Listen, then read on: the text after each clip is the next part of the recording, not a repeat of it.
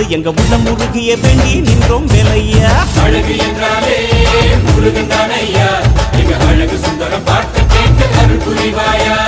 சேவல் கொடியுடன் சிரிக்கும் முருகையா, எங்க வாழ்க்கையில வெற்றி பொங்க தருவாயா.